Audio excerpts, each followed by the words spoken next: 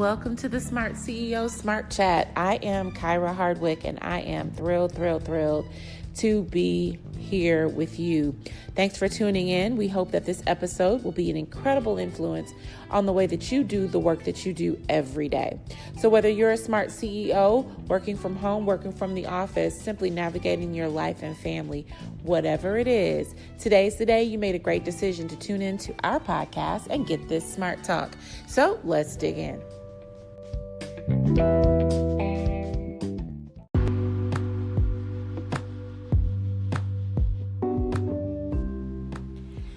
Welcome back to yet another episode of the Smart CEO podcast. I am today's host, Alina Conley, Program Manager for the Smart CEO Capacity Builder cohort. I am also Senior Leader for the Coaching and People Development team at the Kyra Company. And today I am joined by one of our cohort members, Shanta Eaden. She is the CEO and founder of Leaders Edge Consulting. Welcome to the show, Shanta. Hi, Alina. Thanks for having me today. Absolutely. So I want to get into your story a little bit and understand how you decided to go the entrepreneurial route compared to some of the safer, more traditional 9-to-5 routes. Sure. I'm in my third year, just completed my third year of business.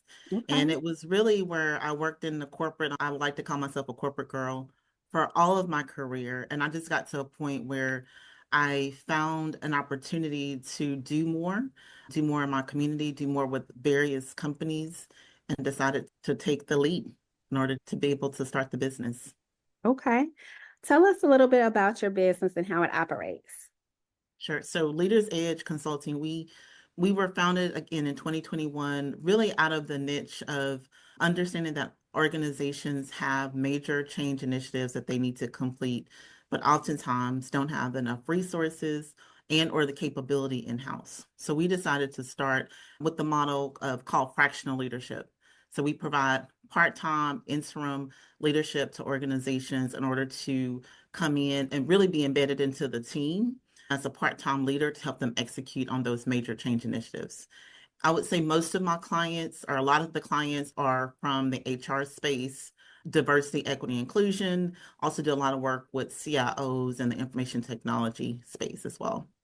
So when you were on the corporate side, did you work in any of those particular lanes, or was that just where the demand was? Absolutely. So I started my career in banking, managing bank operations, mergers and acquisitions, leading and starting project management offices, team of project managers, really on the operational side, expanded to HR, legal, compliance, to work with various groups, business functions, left banking and went into the oil and gas space and essentially did the same thing. Started a project management office, worked first with IT, then started expanding into the different business functions and got tapped to do diversity, equity, inclusion, work for a global company, and did that for a little bit before I decided to go out on my own. So this and the way that we modeled Leaders Edge is really intentional to find those leaders that have done the roles before and provide that part-time leadership into these organizations. And since then, we've worked with agriculture companies, insurance companies, oil and gas, of course, energy, just multiple sectors in order to be able to really focus on the change that they want to see happen, that their teams just don't have the capacity to do. Got it. Okay.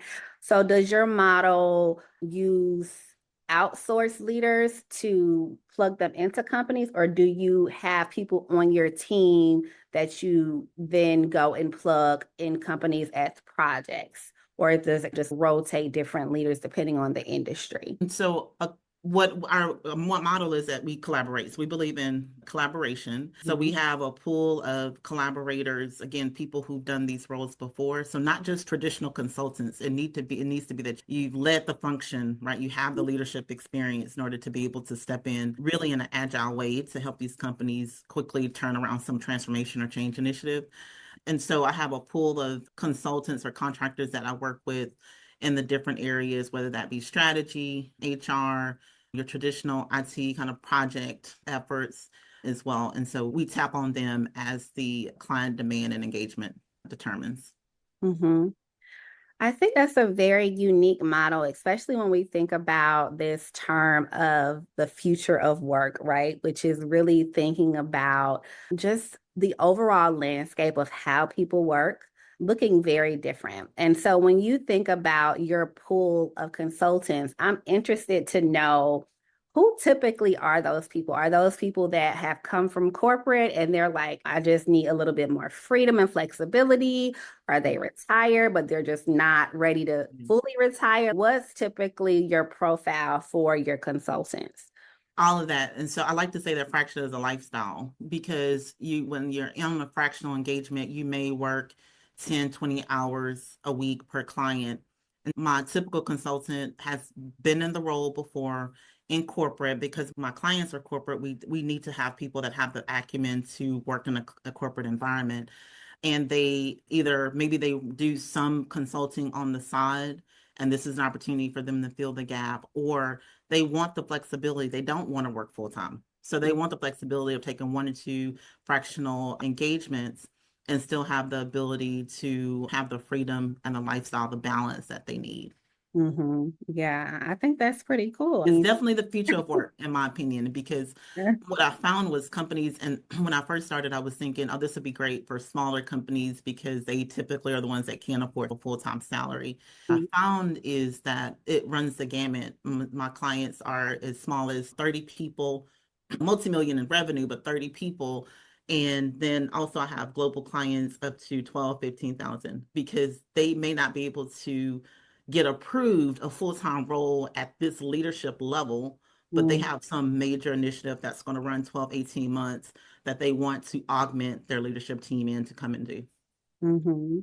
So did you build the revenue model? I guess your revenue model will allow you to make revenue on both sides. So collecting from the people that you're getting the roles for, but also getting revenue from the actual contracts. Yeah. So we hire the contractors or the consultants, the fractional leaders in. Our companies pay us in retainer. So Right. those consultants get a portion of that retainer. And that's essentially the revenue model. In Got addition to fractional leadership, what we find is that often if we want to build the capacity and the capability in-house, we have to do leadership developments. We do a lot of leadership development for the companies that we work with. And on the D&I side, what we have also leaned into is employee resource groups, which is a critical element of the DEI strategy, and developing those leaders, helping them build those ERGs out, expand them globally, whatever the situation is. And I like to, a lot of my work is around strategy too. So we like to come in, assess what the strategy is, if they have one, and if they don't, facilitate some strategic planning to actually get grounded in what we actually, the vision that we need to achieve for the company. Yeah. As you're talking, I'm thinking, wow, Shantae is really going to be one of the bigger change makers in these next 4 years as we see our entire landscape shifting. The last month, what we're hearing is no DE&I. You could get sued for DE&I. Companies and schools who have them will be taking the money away. And so when you think about the fact that we're coming into a presidency that is completely not aligned with everything that we've put together as a culture, as a country for the last 30, 40 years. What kind of strategic approach is your organization taking to really combat this and put you all in a position to still have an opportunity to allow companies to see the ability to not only still work with you, but to reposition as necessary? That's a great question. First thing is I only work with clients that on the D&I side that want to do this work. So I do no convincing. What I've seen for the past year is that companies who were truly committed to creating a safe, inclusive workplace for their employees because they know it is required for the Mhm. future of work, they've doubled down. They continue the work. Some of them have had to shift the language and what they call it, what they call their departments. The work is still continuing. We're making sure that the employees, as they come into our workspace, have a place where they can be themselves. They can give their, what I call gifts to the organization to make it, to really help increase performance. So really it's about the business outcome. And then also, we've seen them lean into leadership development as well. And I think it's interesting because there's a lot of uncertainty, yes, but I think there's also a lot of people that just want to keep doing the right thing for the company, and they know it is better for business. If you Mm-hmm. think about the society, the multicultural society and demands of our environment, you've got to create workplaces where everybody feels like they belong. And that's the conversation that we're having in the D&I space. Mm-hmm. Yeah. Now, one of the things that I have seen come up just in my experience, because we cross over in the work that we do, but I have had clients, or several of my clients are in a corporate space or they're transitioning out of corporate spaces. And some of the things that they mentioned to me are they struggle with the multi-generation dimension that exists in corporate. This can either be a good thing in some corporations, but it can also be limiting for millennials and younger, right? So they may feel like the company is saying one thing, but they're doing another. So I want you to bring your gifts. I want you to be authentic, but their strategic approach is misaligned. And so, to your point, when you're coming in, you're creating strategies, you're creating these resource groups to help develop leaders to support those different, I guess, approaches to developing talent. But I guess my question to you is, how do you think in an organization that has all of these different mindsets, whether it is diversity or back in my day, we used to do this, or now it's the technology, AI, and all of these different things. What is your approach when it comes to getting everybody on the same page? And how long does that typically take realistically? I like to say that we're an enterprise change organization, which is why we could do multiple things. Like it doesn't have to be just it could be have a new CIO in her role and she's trying to implement her IT strategy, right? And so we're partnering with her to be able to do that. And it's really about driving organizational alignment about whatever that goal, that mission, that vision, that change outcome is. And so that's another benefit of having a fractional leader because we don't come in, we don't have to play the politics, frankly. We Mm-hmm. come in and we can have the conversations that need to be had to really foster alignment and collaboration in a very safe, objective way, but still focused on the end result. So trying to get everybody aligned to what we actually want to achieve and hear those voices and hear those perspectives so that we can create the buy-in that's necessary. So there's a lot of change management principles that go into how we approach it, which is also why the consultants that we work with, they have to be leaders. They have to have led organizations or departments that they understand how to navigate in those instances as well. And then my other point was that there's no timetable. I think the leadership matters. So if your CEO, COO, your C-suite is and bought in and it doesn't even 80%, it's much easier. Mm-hmm. On the multi-generational piece, that comes up often, right? There's close to five, most companies have at least five generations in the workplace. And it's really about understanding the different perspectives, not passing judgments or stereotypes on either side, Mm-hmm. because the more seasoned people may be thinking that their experience is not valued. And ironically, the younger people are thinking that their perspectives aren't valued. So how do we find that common ground too? And we've done programs such as mentorships, reverse mentoring, sponsorships, and just really being intentional about how we create the bridge that's needed within those organizations to build a more collaborative approach. Yeah, yeah. I love that. So one of the things that you mentioned when we first got started, when you were talking about your transition, was that you had the opportunity to do more for your community when you were transitioning out of the more formal corporate role into the fractional role, which has me wanting to know, why do you do this work? What is that why behind these bigger, deeper meanings in your work that can sometimes be a little controversial? We know that working with people is hard. So what kind of keeps you moving forward? I remember, so I grew up in the banking industry and it's big, but it's small, especially here in Houston. And I remember going into oil and gas and feeling like an outsider.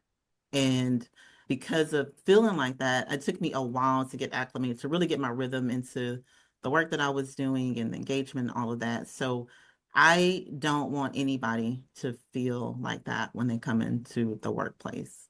So Mhm. that's my why. It's like, how can we create spaces where people feel like they really can come in and contribute? We spend a lot of our time at work, and we experience, regardless of what's on people's website and their social media and all of that, we experience whoever our leader is. So for me, DEI is just leadership. It is just how leaders show up, how they interact with their teams, how they help promote them, how they help just create an environment where they can be productive, because we spend so much time there. And so we can get the leaders equipped and activated in the way that they're leading with emotional intelligence, with the commitment, with the cultural intelligence, all of those things, and understand how it ties to the business, because there is a clear linkage between how people perform and how they feel when they come into the workplace.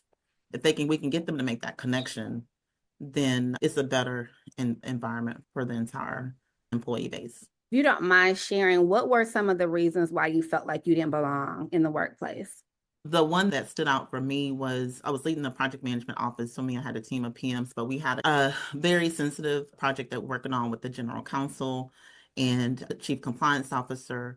And we worked on it over the weekend. We were getting ready for a presentation. This was me and my leader at the time and my direct boss. And we walked in to get ready to prepare for the executive meeting with the CEO. And my executive told me to sit in the back of the room. And I didn't, okay. But at that moment, I was just, I had only maybe been there maybe 10 months or so. I completely disengaged. Literally, I went from really being productive in my role to barely paying attention to emails for weeks. And I had to decide if I wanted to stay there or not. And I decided at that moment that this should not be allowed, and leaders should not be allowed to do or say these things. And he didn't think twice about it, frankly. But imagine if you have employees that these leaders are doing these off the cuff comments or things, and people, and you have your employees disengaging. That means they're not performing to the best of their ability, which means you're not getting the business outcomes that you are looking for. But Shanta, don't you feel like that is more common than not? So again, I worked in corporate all of 7 years because what you were talking about was my everyday, right? And I started in banking as well, but in New York. And it was just course for the par. It was kind of like you signed up for this, like very much what you saw on TV is what I live, but let them tell it, it was way better than it used to be. But I would say, especially in my analyst days, my first 3 years, I don't think there was a day that I did not cry. Like we used to call the bathroom, what do we call it? Me and another analyst, we used to call it it was something like the tear ministries or something, because we would go and like ball crying in the bathroom because we were just so humiliated every day. Like I can remember, like I had this really like crazy Austrian manager, and he would just be like, "Isn't this something that a college educated student should know?" Like he would just say this across like the trading floor in front of everybody. Just so many micro inequities. But even now, when I'm on certain projects, like I'll come in the room when I'm on a new project and I will see leadership talking to teams any kind of way. And now that I'm on the outside and I can come in and as a fractional leader, not that I call myself that, but like you said, I don't have to play politics. I can just say, let's just address the elephant in the room. How do you expect someone to perform when you just told them that you were Yeah. going, you don't care if you need to let them go in front of everybody? You know what I'm saying? I'll just address leaders that way. How do you expect your team to engage in this way? And I guess my challenge with corporate from beginning all the way, I would say, until my last 2 years when I finally moved to talent and development, where you're in HR, it's almost like you're protected because everybody in HR to some degree has to hold a standard. But before then, it was just like misery. And so, number one, my question is, do you feel is realistic that corporate culture will ever truly change? And then the other question that I have for you is, after going through that, was there like a healing process, or are you still in that healing process of having to trust leadership in those environments? The question was, Do you think that corporate environments will ever truly change? I think if we call it the shadow of the leader. If it is allowed by the leadership, then it's going to continue, right? And so whoever you are, whoever you be, is who your team is going to be. And I've seen it play out, right? I have one CEO, global company. She is all in on inclusion and diversity, and her leadership is they show up to events, they're Mhm. speaking on the behalf, they make sure their teams go through the training, they know what the strategy is around it, right? And Mhm. so when you put together strategies for organizations around it, it has to be a strategy. It cannot be just these lists of activities that we're going to do, right? It has to be an intentional strategy that we create with them and a multi-year roadmap, and we bring everybody along with that. And then there has to be accountability. So in the cases where leaders are not treating their employees right, you get the opportunity to improve, but you won't be tolerated. And I've heard this particular CEO say that you're going to be squeezed out because we're not going to tolerate it here in this organization. And that's what you want courageous leaders to do, and to stand up to say what's right. Nobody, regardless of your title, wants to be talked to any kind of way. So why do you think it's okay for you as a leader to do that to somebody else? We're human beings first. And I think that, will every organization change? No, but I think when we can get the right leaders in place, absolutely there's Possible. opportunity Yeah. to see the change. And I've seen it with my own eyes with the companies that I've worked with. Yeah. That's helpful. So then my I'm an second, optimist too. I like to say I'm an inclusion optimist too. yeah. The glass is always I mean, half. I think that's good. And you would definitely know better than me, because I'm like, don't give me no corporate clients. And that's probably me still working through the trauma. And so I guess that goes to my next question, because again, with me being more of a life coach, and I do more executive coaching through the Kyra company, but in my own practice, I'm the person that the corporate people come to outside of work when they're trying to Yeah. find themselves beyond work. And so I do more than often see what corporations do to a person's soul. And so for you, having being asked to go to the back of the room in one example, to me, that's something that never leaves you, right? And so it's something that you can work through and you move past. But in other instances, or as you become a leader who's now created something to create a strategic approach to better these environments so that other people don't have to deal with this, what are some of the things that you have taken to just create a better sense of healing, is what I'm calling it, for any experiences that you've dealt with? Yeah, I will say that was not even the worst of my experience, because I left there and went to a smaller company. And again, it was just the leader that was just unbearable, frankly, which is why I know I don't talk about this a whole lot, but which is why I was like, okay, if it was a smaller company, I was like, I could run my own business and treat people right. So that was like, once I decided that, I decided to do my business plan and to get out on my own and really, again, to take control. But as far as healing, I'm big on my faith. Like once And my parents also raised me to be very independent, thinking I could do whatever I want to do. It took me a minute to get from that dark place, I would say, of feeling traumatized, into reclaiming my power of Yeah. what can I do with what I learned during that time to be able to help others. And so I protect my energy. If it is not the right energy, or if I can't tell that they're as committed to doing what's right, then we don't re-engage with them. And Finding so, the right fit. yes, absolutely. And which is why I don't convince people if D&I is the right thing. They have to come to me, or we're talking, because again, usually they're trying to figure it out. They don't even know where to start, and they don't have the expertise in house. They can't afford to hire or get approved a full-time person, but they can get a contract person to come in and help them do what they know they need to do for their organization. Yeah. Yeah. The model definitely makes sense. So I think that it's brilliant.